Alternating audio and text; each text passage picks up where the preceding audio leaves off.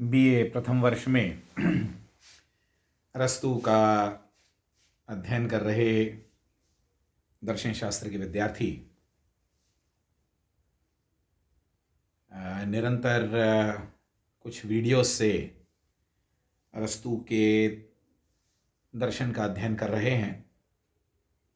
मेरी पिछली वीडियो कक्षा में बात समाप्त हुई थी फॉर्म एंड मैटर पर, या फॉर्म एंड मैटर के जिक्र के साथ में जड़ और आकार की किसी चर्चा के साथ में। और हमने ये देखा था कि अरस्तु का ये मानना है कि जो भी सृष्टि है उसमें सबसे निचले स्तर पर एक इनडिटर्मिनेट मैटर है, यानी कि एक ऐसा जड़ पदार्थ है जिसका कि हम निश्चय पूर्वक कथन नहीं कर सकते या जिसका निर्धारण नहीं कर सकते क्योंकि वह निराकार है। और इसके दूसरी तरफ जो सर्वोच्च स्थिति है वह शुद्ध आकार की स्थिति है, और उसी शुद्ध आकार को हम ईश्वर कहते हैं। जबकि अस्तित्व जितना भी है वह शुद्ध रूप में नहीं है। जितनी भी अस्तित्वमान वस्तुएं हैं, कहने का मतलब जितनी भी सृष्टि है, सृष्टि तो अस्तित्वमान है और सृष्टि में वस्तुएं हैं, तो जितनी भी सृष्टि है और सृष्टि की वस्तुएं हैं वह जड़ पदार्थ और आकार का सम्मिश्रित रूप है। अर्थात शुद्ध जड़ और शुद्ध आकार दोनों ही सृष्टि में नहीं है। सृष्टि, संपूर्ण सृष्टि शुद्ध जड़ और शुद्ध आकार की मध्यवर्ती स्थिति है। जहां जड़ आकार लेना शुरू करता है वहां सृष्टि का प्रारंभ है, और जहां आकार जड़ को त्याग देता है, अपने शुद्ध रूप में आ जाता है, वह ईश्वर का स्तर है। सृष्टि का स्तर किसका स्तर है?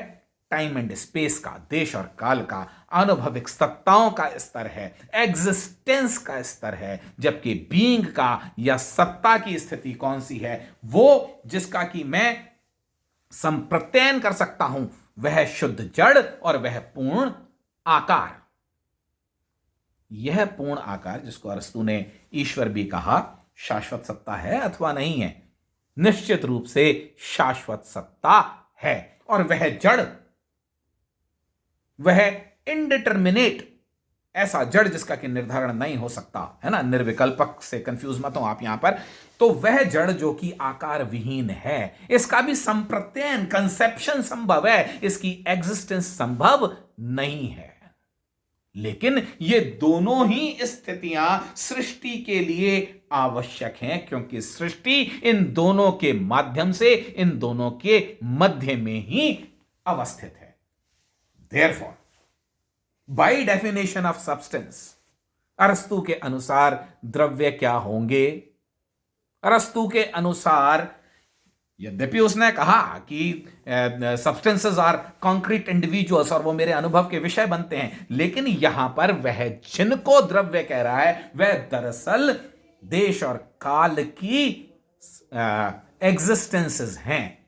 देश और काल के अंदर रहने वाली वस्तुएं हैं। वह उस रूप में द्रव्य नहीं है जिस रूप में द्रव्य की परिभाषा की जाती है, या परिभाषा द्रव्य का जो रूप हमें बताती है। वस्तुएं तो शाश्वत नहीं है ना, वे तो नश्वर हैं। शाश्वत रहने वाली तो दो ही चीजें हैं, शुद्ध जड़ और शुद्ध आकार। तो अब हमको नए सिरे से इस चीज के ऊपर एक प्रश्न पर हमारा विचार धीरे धीरे ले जाना होगा कि वस्तुतः अरस्तु के अनुसार द्रव्य क्या है। बहरहाल हम मैटर और फॉर्म के संबंध में, आकार और जड़ के संबंध से परिवर्तन को समझने का प्रयास करेंगे, क्योंकि जो सृष्टि की चीजें हैं, जो अनुभव के विषय हैं, वह तो परिवर्तनशील हैं। तो परिवर्तन की व्याख्या अरस्तु के दर्शन में या अरस्तु के द्वारा किस प्रकार की गई है, आइए थोड़ा सा परिचय हम इस चीज का प्राप्त करने का प्रयास करें। Individual substances are unity of form and matter.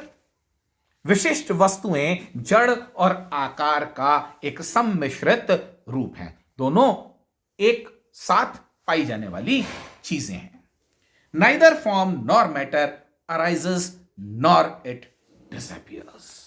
ना तो जड़ कहीं से उत्पन्न होता है और ना ही कहीं विलीन हो जाता है, और इसी प्रकार ना ही आकार कहीं से उत्पन्न होता है और कहीं जाकर के नष्ट हो जाता है। ना तो आकार उत्पन्न होता है ना नष्ट होता है, और ना ही जड़ उत्पन्न होता है और ना ही नष्ट होता है। जो चीज ना उत्पन्न होती है ना नष्ट होती है, फिर भी वह सदैव अस्तित्वमान होती है, सत्तामान होती है। हम ऐसी ही सत्ताओं को द्रव्य कहते हैं। तो वस्तुतः दार्शनिक दृष्टिकोण से अरस्तु के हिसाब से, अरस्तु के अनुसार हम द्रव्य किसको कहेंगे? शुद्ध जड़ और शुद्ध आकार को ही हम द्रव्य कहेंगे। बहरहाल अपनी व्याख्याओं के लिए वह कॉन्क्रीट इंडिविजुअल्स को सब्सटेंसेस कहता है। इस चीज को हम धीरे धीरे समझें। Matter on the other hand, no, the essential unity is shared by all things of same type. जो सार रूप में समानता है वह उन सभी चीजों में पाई जाती है जो एक प्रकार की चीजें होती हैं। जैसे समस्त मेजों में पाया जाने वाला मेजत्व, या समस्त अश्वों में पाया जाने वाला अश्वत्व, या समस्त मनुष्यों में पाया जाने वाला मनुष्यत्व। तो the essential unity is shared by all things of same type. अब याद करते जाइए प्लेटो के वो सामान्यों का सिद्धांत, जब उसने कहा कि समस्त मेजों का एक प्रत्यय होता है मेजत्व, और जहां पर मेजें भी हैं, कुर्सियां भी हैं, टेबल्स भी हैं, और पोडियम्स भी हैं, और रैक्स भी हैं, वहां पर एक उससे ऊपर का सामान्य उत्पन्न होता है जिसको कि हम फर्नीचर का आइडिया कह सकते हैं, जिसमें टेबल का आइडिया अपने आप को समाहित कर देता है। बहरहाल अरस्तु अब क्या बात कह रहा है? The essential unity is shared by all things of same type. एक प्रकार की चीजों में एक सार की समानता होती है। Matter on the other hand, इसके विपरीत जो जड़ है, कन्फर्स इंडिविजुअलिटी एंड यूनिकनेस। ठीक है, एक घोड़े का हमने अनुभव किया का मतलब हमने घोड़े को देखा, हमने घोड़े को बल्कि पाला, घोड़े की सवारी की, हम जिस भी तरीके से घोड़े से हमारा संपर्क हुआ उसमें हमने ये देखा कि वो घोड़ा क्यों है, क्योंकि उसमें अश्वत्व है। अश्व होने के लिए अश्वत्व होना जरूरी है, और वो एक विशेष अश्व है। हाँ? आपने घोड़े को घोड़त्व नहीं कहा, आपने अश्व को अश्वत्व नहीं कहा, आपने मनुष्य को मनुष्यत्व नहीं कहा। आपने मनुष्य देखा और आपने उसको कहा रमेश, सुरेश, राकेश, है ना, x, y, z, Ramanand, Gyanchand, आपने कुछ भी नाम से कहा। यह एक विशिष्ट मनुष्य की बात आपने की। मनुष्य है, यह तो मनुष्यत्व से प्राप्त हुआ, लेकिन उसकी विशिष्टता का कारण क्या है? उसे वह विशिष्टता, उसका विशिष्ट मनुष्य होना, किसी विशेष व्यक्ति का पुत्र होना, किसी विशेष व्यक्ति का पिता होना, किसी विशेष व्यक्ति का भ्राता होना, किसी विशेष प्रकार के परिवार का सदस्य होना, ये सारी की सारी विशेषताएं उसमें कहां से आ रही हैं? जड़ के कारण आ रही हैं। तो भेद का कारण जड़ और समानता का कारण आकार। इतनी बात हमने अगर समझ ली तो हम अगले स्टेप पर जाएं। The individual objects grow and change. जो विशिष्ट वस्तुएं होती हैं वह बदलती हैं और विकास करती हैं। बीज बोइए, है ना, बीज बोएंगे तो उसमें से सैपलिंग निकलेगा, पौधा निकलेगा, फिर पौधे को सींचिए तो वो थोड़ा बड़ा होगा, पुष्ट होगा, और उसके बाद में वह एक पेड़ बन जाएगा, और पेड़ बन जाएगा तो फिर उसमें से टहनियां निकलेंगी, उसमें फूल आएंगे और फिर उसमें फल आएंगे। निरंतर एक परिवर्तन चल रहा है, चीजें बदल रही हैं। तो प्रत्येक इंडिविजुअल चीज विकसित होती है और परिवर्तित होती है। All existence is changing and growing. क्या इस सृष्टि में कुछ ऐसा है जो परिवर्तनशील ना हो? समस्त सृष्टि परिवर्तनशील है। प्लेटो की बात से अरस्तु पूर्णतया सहमत है कि सृष्टि जितनी भी है वह परिवर्तनशील है। इस सिरे को पकड़ करके रखिए। लेकिन जिसे हम सृष्टि कहते हैं वह शुद्ध जड़ और शुद्ध आकार के मध्य की अवस्था है। सृष्टि में कहीं पर भी ना तो शुद्ध जड़ है और ना ही शुद्ध आकार है। तो परिवर्तनशील क्या है? परिवर्तनशील सृष्टि और सृष्टि की वस्तुएं हैं, ना कि इन वस्तुओं के मूल आधार वह शुद्ध रूप। वह परिवर्तित नहीं हो रहे हैं, ना तो वह कहीं से आते हैं और ना ही वह कहीं जाते हैं। वह तो सदैव शाश्वत रूप से एक से ही रहते हैं। यह बात अरस्तु भी स्वीकार कर रहा है। टू एक्सप्लेन बिकमिंग, परिवर्तन, बीइंग और बिकमिंग, सत्ता और परिवर्तन, है ना। बिकमिंग को आपकी पुस्तकों में कहीं पर संभूति लिखा जाता है, तो संभूति शब्द का अर्थ क्या है? बिकमिंग, परिवर्तनशीलता, चीजों का होना, है ना, चेंज होना और ग्रो करना। To explain becoming there must be something that persists change. कोई चीज बदल रही है, यह आप कैसे कहेंगे? आपने एक बालक को देखा, बालक का नाम राम है। आपके पड़ोस में कहीं उस बालक का जन्म होता है। आपने उसको धीरे धीरे घुटनों चलते हुए, तुतलाते हुए, बोलते हुए देखा। फिर आपने उसको एक बालक के रूप में खेलते हुए देखा बगीचे में। फिर आपने उसको एक युवा के रूप में कहीं काम धंधा करते हुए देखा। और फिर उसके बाद में आपने उसकी उम्र को ढलते हुए देखा, है ना। ये हमारे अनुभव का विषय हो सकता है। हमारे यहाँ आसपास में ऐसे अनुभव, हम किसी भी चीज को देखें, मान लीजिए कि मैंने आपको पेड़ का उदाहरण दिया था। पेड़ बोया आपने, उसमें से पौधा निकलते हुए, फिर आपने उसके अंदर से स्ट्रॉन्ग तना निर्मित होते हुए और फिर उसके ऊपर फूल फल आते हुए देखा।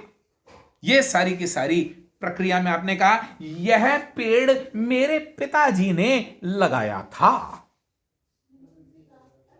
तो यह पेड़ मतलब ये वही पेड़ है ना, ये बदल तो नहीं गया ना, इसमें इसका आकार बदल गया, अब ये वैसा नहीं रहा, लेकिन ये है तो वही पेड़।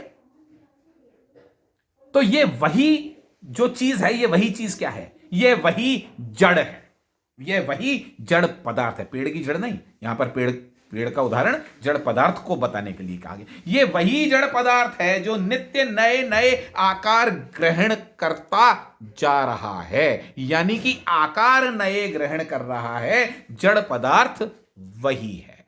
तो किसी भी परिवर्तन की व्याख्या करने के लिए हमको स्थायी और परिवर्तित दोनों को बताना पड़ेगा। यदि आप केवल बदलाव बताएंगे तो आप ये नहीं कह सकते कि ये वही चीज है जो बदल करके ऐसी हो गई। बदलाव की व्याख्या करने के लिए आपको कुछ बदलता हुआ और कुछ स्थायी, दोनों ही चीजें माननी पड़ेगी। जरूरी है ना ये बदलाव के कॉन्सेप्ट को बताने के लिए। तो फॉर्म एंड मैटर में क्या हो रहा है कि जो स्थायित्व का जो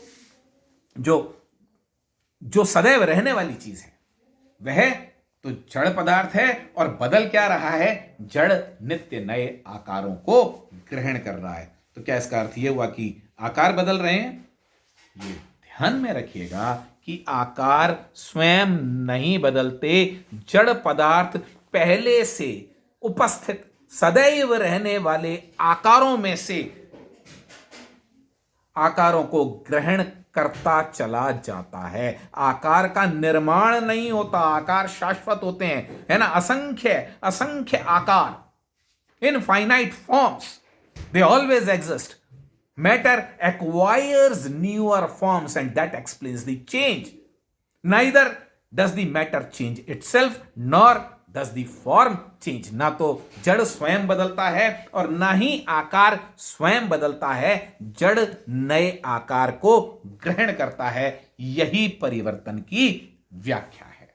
प्रोग्रेसिवली नई नई फॉर्म्स, नई नई फॉर्म्स का मतलब बदलती हुई फॉर्म्स, है ना, को प्राप्त करते जाना जड़ पदार्थ का, यही परिवर्तन की और विकास की व्याख्या है अरस्तु के अनुसार। हम अरस्तु का अध्ययन अगले वीडियोस में जारी रखेंगे। अब तक आपको जो बताया गया उसका अध्ययन कीजिए। यदि कोई शंका, कोई समस्या, कोई जिज्ञासा हो तो मुझसे संपर्क अवश्य करें। Thank you very much.